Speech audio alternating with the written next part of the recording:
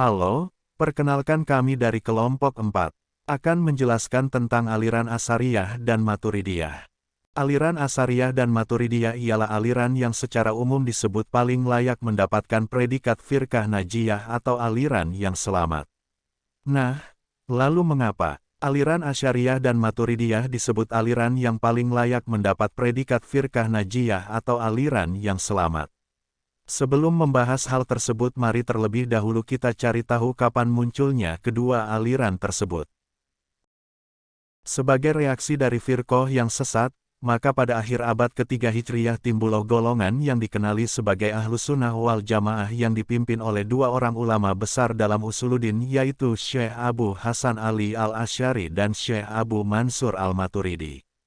Perkataan Ahlus Sunnah wal Jamaah kadang-kadang disebut sebagai Ahlus Sunnah saja atau Sunni saja, dan kadang-kadang disebut Asy'ari atau Asy'ariyah dikaitkan dengan ulama besarnya yang pertama, yaitu Abu Hasan Ali Asy'ari.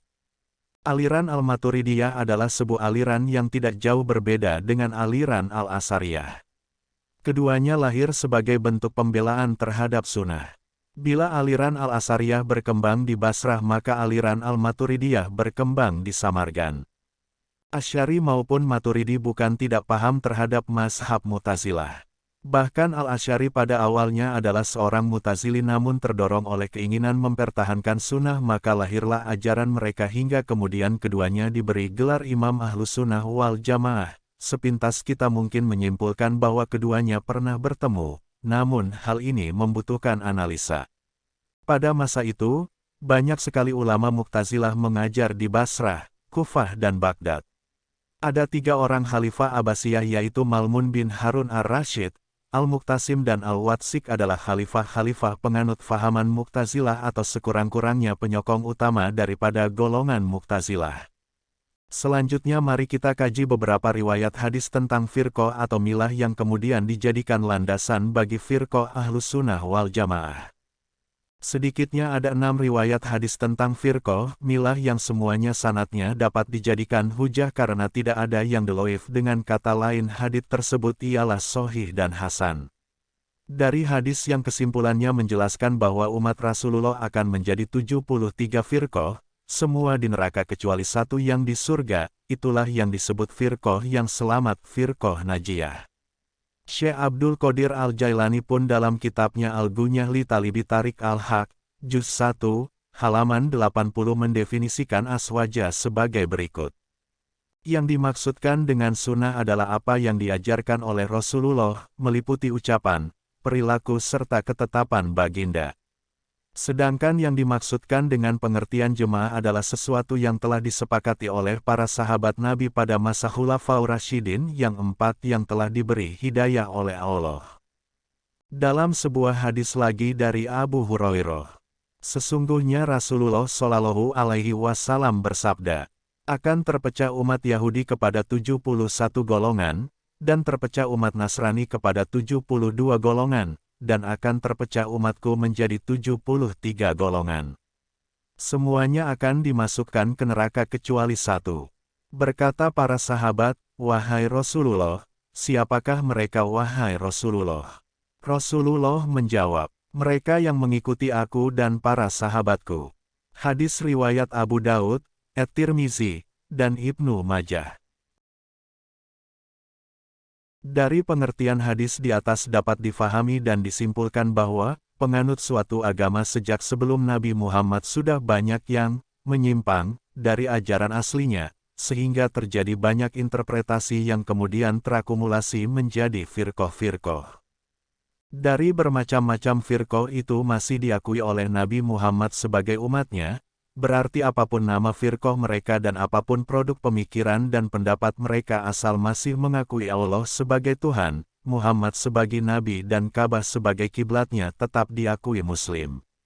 Tidak boleh dikep sebagai kafir, lahu malana wa alaihi ma alaina.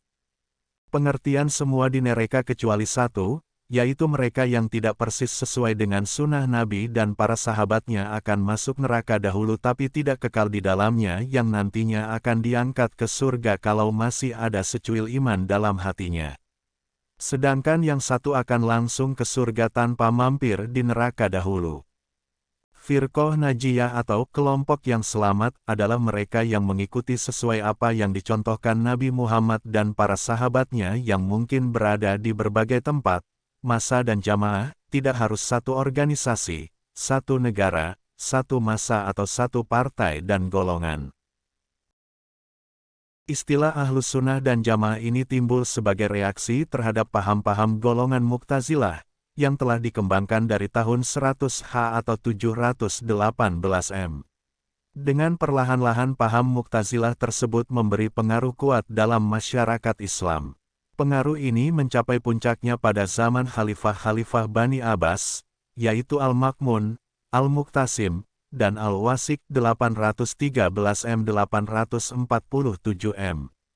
Pada masa Al-Ma'mun, yakni tahun 827 M, bahkan aliran Mu'tazilah diakui sebagai mazhab resmi yang dianut negara.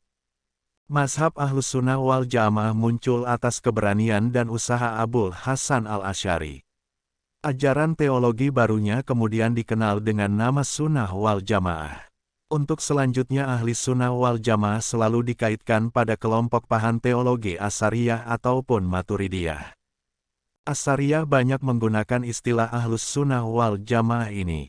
Kebanyakan di kalangan mereka mengatakan bahwa mazhab salaf, Ahlus Sunnah wal Jamaah, adalah apa yang dikatakan oleh Abul Hasan al-Asy'ari dan Abu Mansur al-Maturidi.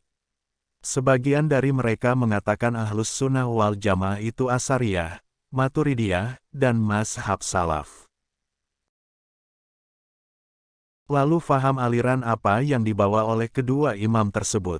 Sudah kita pahami bahwa Imam Abu Hasan al-Asy'ari dan Abu Mansur al-Maturidi merupakan sosok yang dengan teguh menjaga dan mempertahankan faham aliran dan akidah yang telah dipedomani oleh Rasulullah dan para sahabat serta para ulama dan tabi'in dahulu. Perihal penjelasan tersebut dapat kita lihat dari keterangan Imam Tajuddin bin Ali As-Subki pada tahun 727 sampai 771 Hijriah atau tahun 1327 sampai tahun 1370 Masehi, yaitu: Artinya, ketahuilah, sungguh Abu Hasan al-Asy'ari tidak menyampaikan pendapat baru dan membuat mazhab. Ia hanya menetapkan pendapat-pendapat ulama salaf dan membela akidah yang dipedomani para sahabat Rasulullah. Karena itu, penisbatan ajaran akidah kepadanya hanyalah karena mempertimbangkan ia telah berperan mengokohkan kajiannya, memedomaninya, dan menetapkan hujah dan argumentasinya, sehingga orang yang mengikutinya dan menempuh metodenya dalam dalil-dalil akidah disebut sebagai golongan Asy'ari atau orang yang bermazhab Asy'ari.